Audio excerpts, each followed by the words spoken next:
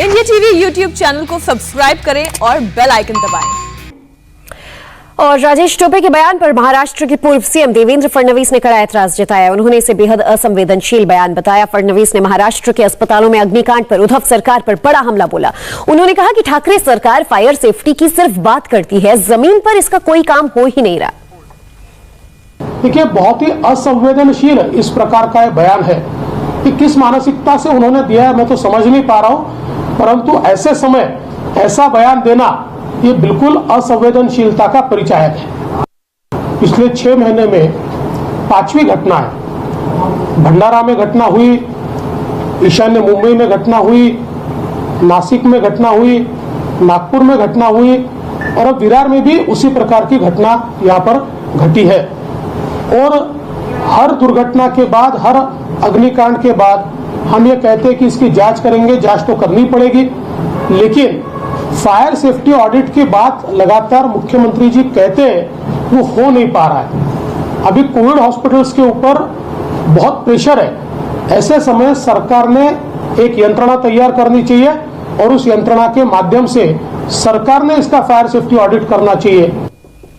दरअसल कोरोना से कराहते महाराष्ट्र में झकझोर देने वाला यह हादसा हुआ है। विरार के कोविड अस्पताल में बीती रात भीषण आग लग गई। आग विजय वल्लभ अस्पताल के आईसीयू वार्ड में लगी, जिसमें 17 मरीज भर्ती थे। आग लगते ही 1 से 2 मिनट के अंदर पूरा वार्ड आग की चपेट में आ गया और देखते ही देखते 13 मरीजों की दर्दनाक मौत हो गई। ये मरीज कोरोना से जंग लड़ रहे थे। सबके ठीक होने की उम्मीद भी थी, लेकिन रात के अंधेरे में आग का काल आया और 13 जिंदगियों को मौत के मुंह में समा गया। मरने वालों में 5 महिलाएं शामिल हैं। सीएम उद्धव ठाकरे ने हालांकि अब इस मामले में जांच के आदेश दे दिए हैं, साथ ही लापरवाही के दोषियों पर सख्त कार्रवाई का ऑर्डर भी दिया है। हमारे संवाददाता अतुल सिंह ने विरार के विजय वल्लभ अस्पताल से ग्राउंड रिपोर्ट भेजी है। उन्होंने इस हादसे पर महाराष्ट्र सरकार के मंत्री एकनाथ शिंदे से भी बातचीत की। आपको वो बातचीत भी सुनवाएंगे, लेकिन उससे पहले अतुल सिंह की रिपोर्ट देखिए। विरार में स्थित विजय वल्लभ प्राइवेट हॉस्पिटल में बीती रात तड़के करीबन 3 बजे एक बहुत बड़ी दुखद घटना हुई।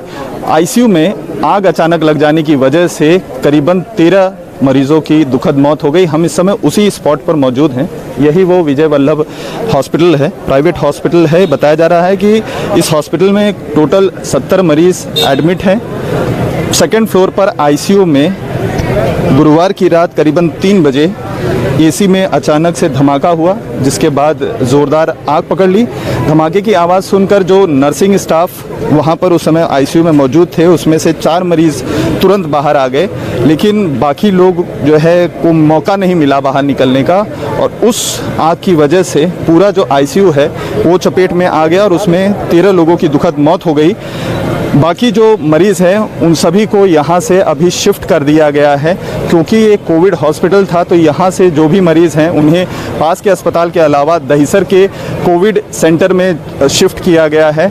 यहाँ पर थोड़ी देर पहले थाने के जो गार्जियन मिनिस्टर पालक मंत्री एकनाथ शिंदे वो आए थे। उन्होंने पूरा जायज़ा लिया। जायज़े में उन्होंने ये बात साफ तौर पे कही है कि फायर ऑडिट हुआ था कि नहीं हुआ था या किसकी लापरवाही थी जिसकी वजह से ये हादसा हुआ है, उसकी न्यायिक जाँच की जाएगी, उच्च स्तरीय जांच की जाएगी और जो भी दोषी होगा उसके ऊपर कार्रवाई की जाएगी। साथ ही 5 लाख रुपए उन पीड़ित परिवार वालों को दिया जाएगा जो इस हादसे का शिकार हुए हैं।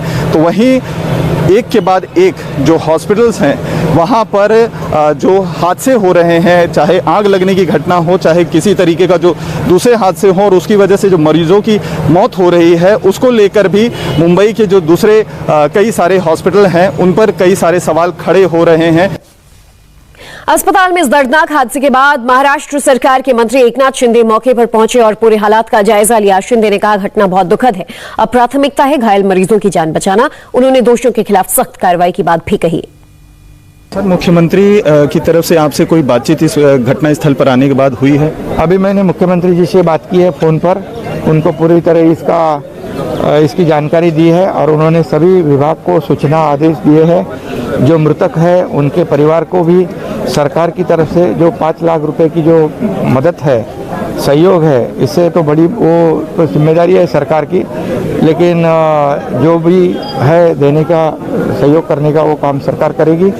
और जो पेशेंट यहाँ पर है उनकी जान बचाना इसे प्रायोरिटी दें। सर, ड्रीम्स मॉल में भी जो हादसा हुआ था वहाँ पर भी फायर ऑडिट का एक बहुत बड़ा सवाल हुआ था, जो सेफ्टी नॉर्म्स होते हैं वो फॉलो नहीं किए गए थे। आपने यहाँ पर जब जांच किया तो क्या जो भी है यहाँ पर जांच होगी और जो भी जिसकी भी निगलिजेंस होगा, जिसका जो हो, उसके ऊपर जो सभी बातें सामने आ जाएगी। लेकिन गवर्नमेंट ने जब ड्रीम मॉल का हादसा हुआ और जहाँ पर और जगह पर जो हादसे हुए उसी तरह स्टैंडिंग इंस्ट्रक्शन दिए हुए हैं कि यहाँ पर फायर ऑडिट हो, इलेक्ट्रिक ऑडिट हो, अभी ऑक्सीजन की दुर्घटना हो रही है, ऑक्सीजन का ऑडिट हो।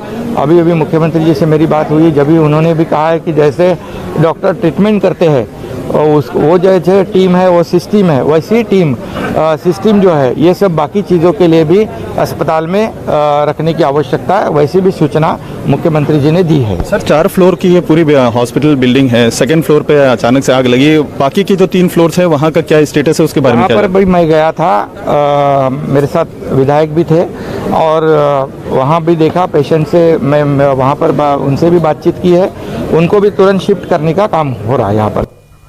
कोरोना संकट के बीच योगी आदित्यनाथ ने अफसरों को क्या आदेश दिया, ब्रेक के बाद। नमस्ते, मैं हूं मीनाक्षी जोशी। वीडियो और खबरों से अपडेट रहने के लिए India TV YouTube channel subscribe करें, बेल आइकन दबाना ना भूलें। जुड़े रहें इंडिया टीवी के साथ।